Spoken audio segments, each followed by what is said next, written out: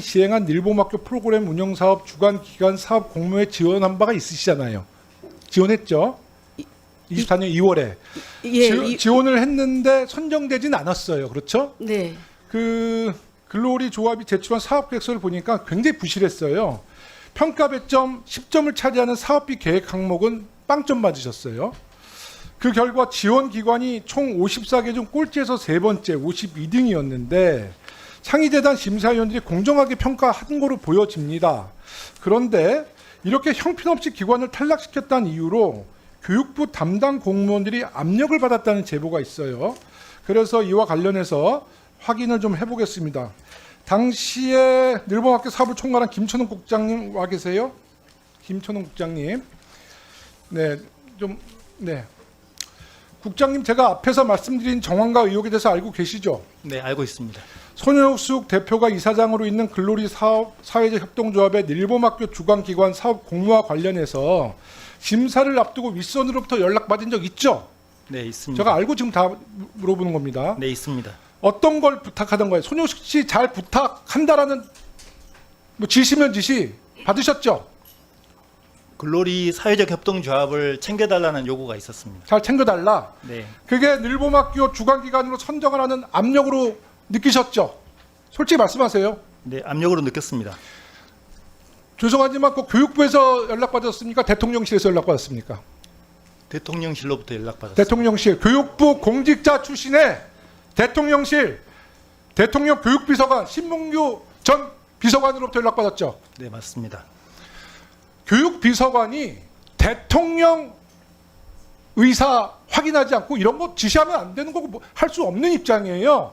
그래서 아까 제가 손윤숙 대표한테 윤석열 대통령이나 그 부인 김건희 씨로부터 혹시라도 전화 통화를 받았냐 이런 말씀을 드린 건데 못 받았다는 거는 지금 계속 유지하시는 거죠. 네. 그리고 나서 글로리 조합이 심사에서 탈락한 이후에 이와 관련해서 문제 제기하는 항의 전화 또 받으셨죠. 아니, 솔직히 제가 이거 다 내용을 알고 있으니까 말씀하셔야 됩니다. 위증죄로 고발당해요.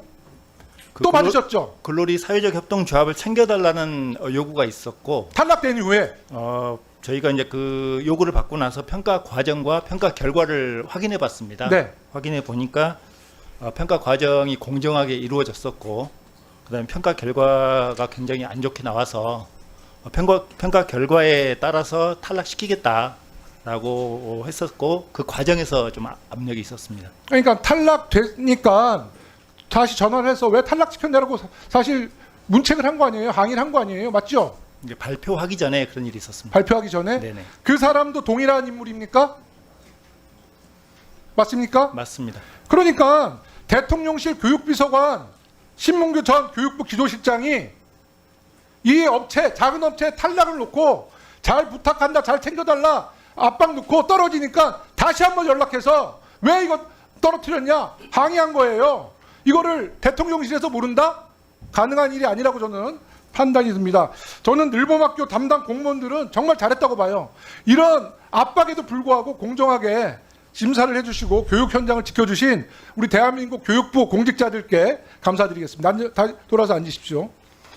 근데 손윤숙 대표는 기어코 24년도 10월 서울교대와 늘봄학교 프로그램 지원 및 강사 양성을 위한 업무 협약을 하게 되는 거예요.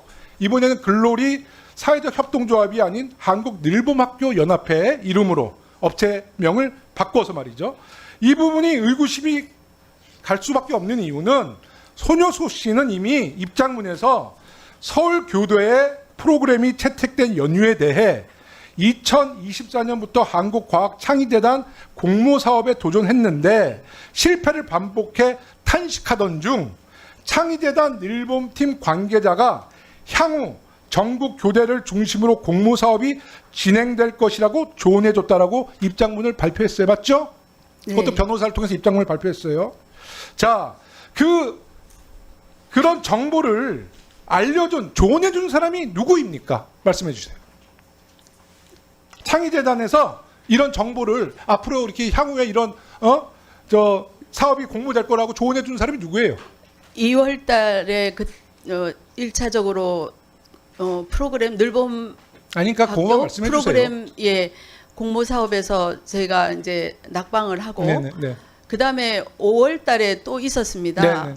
그때도 저희가 이제 그 사이에 많은 이제 노력 낙방하고 끝에 나서 네, 넣었다가 네네. 그때는 또 교대에서 비슷한 사업을 추진할 거라고 저 창의대나에서 귀띔해줬다라고 본인이 밝히셨잖아요. 예, 문건에. 그래서 누가 그거 조언을 해줬냐고요. 그때 저희가 했을 때 이 접수 시간을 한 5분 정도 놓쳐서 그러니까 결국은 접수를 못했는데 자, 잠깐만요. 그러면요. 예. 제가 이제 우리가 이제 여러 제보는 당시 그 창의재단의 이사장이 조율래 이사장인데 맞습니까? 조율래 이사장이 좀 조언해줬죠. 아닙니다. 저는 그분을 모르는 분입니다. 창의재단에서 어디- 미처 못 챙겼으니까 서울 교대에 영향력을 행사하기 위해서 협력 업체를 선정해 준 거잖아요. 아닙니다. 자, 좋습니다. 그러면 조율래 전 창의재단 이사장은 MB 정권에서 이조 장관 재임 시 차관을 역임한 분이에요. 이조 장관이 혹시 조율래 이사장에게 이와 관련돼서 연락받은 적 있어요? 전혀 없습니다. 그러면 이수정 정책자문관을 통해서 지시한 바 있습니까? 없습니다. 없으세요? 자, 이수정 교수님 마이크 좀 잡아주시고요. 제가 진짜 많은 제보를 다 까발리고 싶은데 제가 좀 절제해서 말씀드립니다. 자, 손효숙 씨한테 서울 교대와 업무 협약을 체결할 수 있도록 도와달라는 청탁 받으셨죠? 아니 받지 않았습니다. 직간접적으로 한 번도 안 받았어요? 예, 받지 않은 저는 그러니까 직간접적으로 한 번도 안 예, 받았습니까? 받은 기억이 없습니다. 자, 그러면 손효숙 씨를 전혀 알지도 못하고 본 적도 없는데 정책자문관으로 추천한 게 바로 이수정 자문관이시잖아요. 예, 자문위원으로 추천. 예, 예. 예. 그러니까 그게 지금 납득이 됩니까? 제가 그 자, 그러면요. 다시 한번 얘기할게요. 전혀 일면식도 없고 알지도 못하는 손효숙 씨인데 손효숙 씨가 대표로 있는 함께 행복 교육 봉사단은 알고 계시죠? 예, 함께 자, 행복 그러면 알고 계시죠? 교육부 직원에게 이 함께 행복 교육 봉사단과 MOU를 체결하라는 압력을 넣습니까? 안 넣습니까? 압력을 넣지 않습니다. 그러면 네. 의사를 전했습니까? MOU 체결할 수 있도록 도와주라고 의사를 전달했습니까? 안 했습니까? 도와주라고 하지 않았습니다. 자, 앉으십시오. 김천웅 국장님 다시 나와보세요. 왜 이렇게들 거짓말을 치시지? 국회가 정말 만만하게 보이시는 것 같은데. 이수정 자문관으로부터 손효숙 대표의 단체와 MOU 체결하라는 지시 받았어요, 안 받았어요? 네, 작년 5월에 요구를 받은 적이 있습니다. 받으셨죠? 손효숙 대표가 국장님께도 직접 전화했죠. 전화는 아니고 문자를 보내온 적이 있습니다. 자, 일반 국민들이 사업자가 이 교육부의 최고위직 국장에게 문자를 보내고 담당 정책자문관은 MOU 체결하라고 압력을 넣고 이게 말이 되는 거예요? 그런데 의원님, 지금 모든 증언들이 다 거짓으로 밝혀주고 있고요. 의원님 답변할 잠깐만요. 시간을 예, 주십시오. 교수님 잠시만요. 예. 그래서 손현숙 대표가 국장님에게 그럼 직접 문자로 어떤 내용을 문자로 보냈어요? 먼저 본인 소개를 하고 네. 그다음에 그 제안할 게 있다고 해서 제가 답변을 하기를 우리 담당 부서 연락처를 알려주면서 그쪽으로 연락하라고 했습니다. 아니, 국장님 전화번호는 손현숙 대표는 어떻게 알았습니까? 이수정 자문관이 알려준 걸로 생각됩니다. 자, 이렇게 명확하게 이수정 자문관과 손윤숙 대표의 관계, 대통령실의 압력, 이것을 방관했든 알았든 교육부 장관이 태도, 이것이 교육부가 대통령실이 직접 리박스쿨과 연관이 없다라고 어떤 국민들이 생각하겠어요. 앉아 계십시오. 저는 이 대한민국에 희망이 있는 거는 그래도 교육부 공직자들은 흔들리지 않았다는 이런 메시지를 국민께 말씀을 드리겠고요. 이제 다음 이 질의가 다시 처음부터 돌아갔는데 정말 여기 계신 모든 증인들, 모든 증인들 좀 솔직했으면 좋겠습니다. 저는 오늘 이 순간에도 정말 이조 장관님 정말 무책임하게 저는 이조 장관님과 소통은 잘 됐다고 생각하는데 지금 이 순간에도 어찌됐든 도의적이든 아니든 이 무리를 일으키고 이 사태가 나면 국민께 사과 한마디는 해야 돼요. 아무도 사과하지 않습니다. 모두들 정당화되는 거예요. 이 교육이 정당한 교육이라고 다들 말씀하시는 건데 국민들이 평가할 문제지만 저는 정말 이러시면 안 된다고 봐요. 그리고 잘못한 거 있으면 솔직히 고백하고 죄송하다 국민께 사과하고 다시는 이런 일이 발생하지 않도록 재발 방지를 교육부가 마련해야죠. 이걸 조직적으로 이렇게 은폐하면 됩니까? 자, 그러면 위원장님, 제가 좀 잠깐만요. 말씀드리겠습니다. 네, 교육부 장관님께서 네, 일단 네. 말씀을 주시고 네. 그래서 뭐 우리 교육부 직원에 대해서 이렇게 높게 평가해 주신 것에 대해서 먼저 감사드리고요.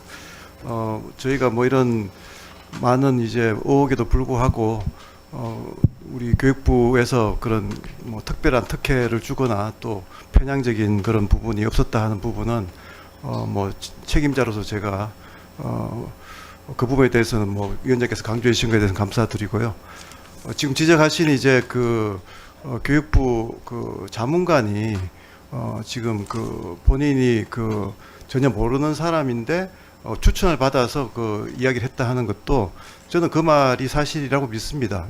그리고 제 개인적인 경우에도 저는 뭐 이 지금 진행되는 사안에 대해서 전혀 몰랐고요. 오히려 부서에서 그렇게 불편부당하게 일처리를 했다 하는 것에 대해서 저도 자부심을 동시에 느낍니다. 다만 이제 위원장께서 지적하신 대로 이런 사태로 인해서 국민들께서 심려하는 그런 상황이 발생했기 때문에 그 부분에 대해서 뭐 책임자로서 사과하는 부분에 대해서는 국민들께 죄송하다는 말씀을 드리겠습니다. 네, 하여튼 이조 장관님께서 처음으로 이렇게 사과하셨는데 이거 정말 장관님도 이 집합 복잡한 구도 속에서 이런 엄청난 일이 터졌는데 사실 국회 출석 안 하시고 사실 이 문제를 몰랐던 것도 장관님에게도 책임이 있어요. 다만 이제 장관님은 이제 물러나실 분이기 때문에 제가 더 이상은 말씀 안 드리겠습니다만은 정말 저는 굉장히 실망스럽습니다. 네.